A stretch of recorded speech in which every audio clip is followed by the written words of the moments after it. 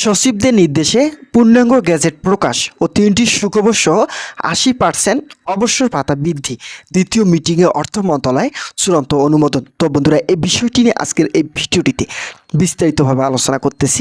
বিস্তারিত আলোচনা করার পূর্বে যারা যারা এখন পর্যন্ত আমাদের এই চ্যানেলে নতুন সদস্য রয়েছেন তাদেরকে চ্যানেলটি সাবস্ক্রাইব করার জন্য বিনীতভাবে অনুরোধ রইল। তো বন্ধুরা, অবশেষে সচিবদের নির্দেশে পূর্ণাঙ্গ গ্যাজেট প্রকাশ সহ ৩টি সুখবর ঘোষণা করেছেন কর্তৃপক্ষ। পে কমিশনের চেয়ারম্যান জাকির আহমেদ খান ও অর্থ মন্ত্রণালয়ের অর্থ সচিব এর মাঝে একটি বৈঠক হয়। সেখানে সচিবরা বলেন, নবম জাতীয় বেতন স্কেল বাস্তবায়ন করতে এত বিলম্ব করা মোটেও যৌক্তিক সিদ্ধান্ত হতে পারে না। সর্বশেষ 2015 সালে অষ্টম বেতন স্কেল কার্যকর হওয়ার পরবর্তী সময় 2 ধাপে বেতন বৃদ্ধির চূড়ান্ত সিদ্ধান্ত ছিল, কিন্তু শেষ পর্যন্ত সেটি কার্যকর না হওয়ায় সরকারি কর্মকর্তা ও কর্মচারীদের মাঝে ব্যাপক অস্থিতিশীল পরিস্থিতি তৈরি হয়েছে। শেষ পর্যন্ত পে কমিশনের চেয়ারম্যান বলেন, বেতন বৃদ্ধির জন্য ইতিমধ্যেই প্রধানমন্ত্রী তারেক রহমান ও অর্থমন্ত্রী আমির খসরুর সঙ্গে একটি বৈঠক অনুষ্ঠিত হয়েছে, যেখানে কর্মকর্তা ও কর্মচারীদের দীর্ঘদিনের সকল দাবি দেওয়া স্পষ্টভাবে তুলে ধরা হয়।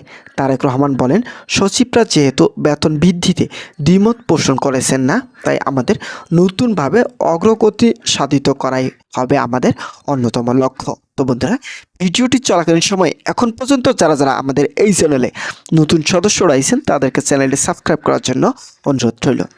তো বন্ধুরা, আমরা আর সময় বিলম্ব করতে চাই না, কেননা সকলের বেতন বৃদ্ধির বিষয়টিকে সমর্থন জানিয়েছেন এবং গ্যাজেট প্রকাশের চূড়ান্ত সিদ্ধান্তকে যৌক্তিকতার সঙ্গে তুলে ধরেছেন।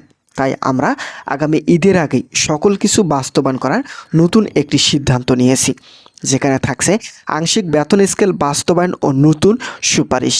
পূর্ণাঙ্গ বেতন স্কেল বাস্তবায়নের জন্য চেষ্টা চালালেও বাজেট ঘাটতি ও আর্থিক সংকটের কারণে তা বাস্তবায়ন করা সম্ভব নয় বলে স্পষ্ট ভাষায় বার্তা দিয়েছেন সংশ্লিষ্ট মহল, যার ফলস্বরূপ শেষ পর্যন্ত আংশিক বেতন স্কেলকে আমলে নিয়ে তা কার্যকরী নতুন রূপরেখা তৈরি করবেন পে কমিশন।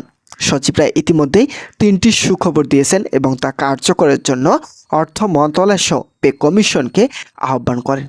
প্রথম সুখবরটি হলো, 2015 সালে অষ্টম বেতন স্কেলের পর যে সকল ভাতা স্বয়ংক্রিয়ভাবে বন্ধ করে দেওয়া হয়েছিল, সকল ভাতা পুনরায় চালু করা হবে।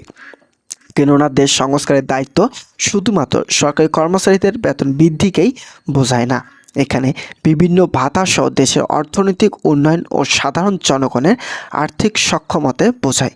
সকল দিক নিয়েই বিস্তর পর্যালোচনা করে ব্লক পোস্ট বন্ধ সহ সিলেকশন গ্রেড ও টাইম স্কেল পুনরায় চালু করে নতুন সিদ্ধান্ত নিয়েছেন তারেক রহমান ও পে কমিশন। একই সঙ্গে যে সকল ভাতা সরকারি কর্মকর্তা কর্মচারীদের জন্য অত্যন্ত গুরুত্বপূর্ণ, সেই ভাতাগুলোকে পুনরায় চালুর সুপারিশ করা হয়েছে। দ্বিতীয় নম্বর সুখবরটি হলো, তারেক রহমান বলেন, আমরা যেহেতু আংশিক বেতন স্কেল বাস্তবায়ন করতে যাচ্ছি, তাই আগামী জুলাই 2026-27 অর্থ বছরে বাজেট সংশোধন হওয়ার আগ পর্যন্ত মহার্ঘ ভাতা চালু করা হবে। যদি এটা চালু করা হয় তাহলে কর্মকর্তা ও কর্মচারীদের মাঝে আংশিক বেতন স্কেল বাস্তবায়নের পাশাপাশি বিভিন্ন বৈষম্য দূর করা সম্ভব হবে।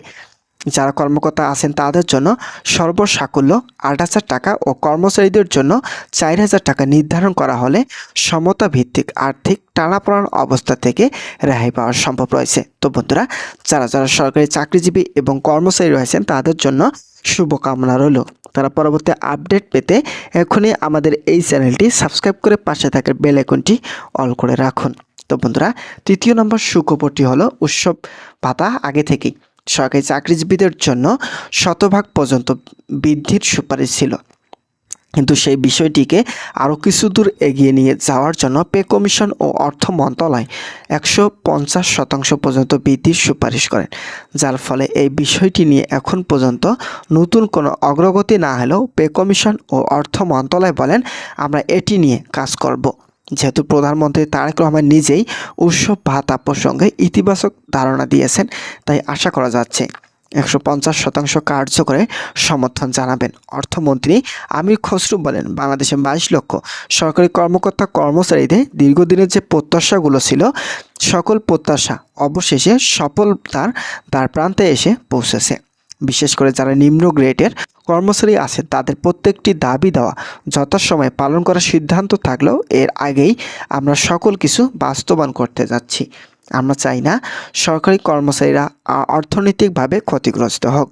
যেহেতু দেশ সংস্কার থেকে শুরু করে নবম জাতীয় বেতন স্কেল কার্যকর বিষয়টি অতি প্রয়োজনীয় একটি দিক। তাই সকলের মতামতের সমর্থন জানিয়ে আগামী ঈদের আগে আংশিক বেতন স্কেল বাস্তবায়নের পাশাপাশি গৃহীত 3টি সুবিধা চূড়ান্তভাবে কার্যকর করা হবে। তো বন্ধুরা, আজকের দ্বিতীয় মিটিংয়ে অবসরকালীন সুযোগ সুবিধার বিষয়টি নিয়েও ইতিবাচক ধারণা আসে। সংশ্লিষ্ট কর্তৃপক্ষ জানায় অবসরকালীন সুযোগ সুবিধাগুলো মূল বেসিকের 80% হারে কার্যকর করা হলে তা সমতা বজায় থাকবে। কিন্তু কর্মচারী ফোরামের অনেক সদস্যরা জানিয়েছেন শতভাগ আকারে অবসরকালীন সুযোগ সুবিধা বাস্তবায়ন করতে হবে।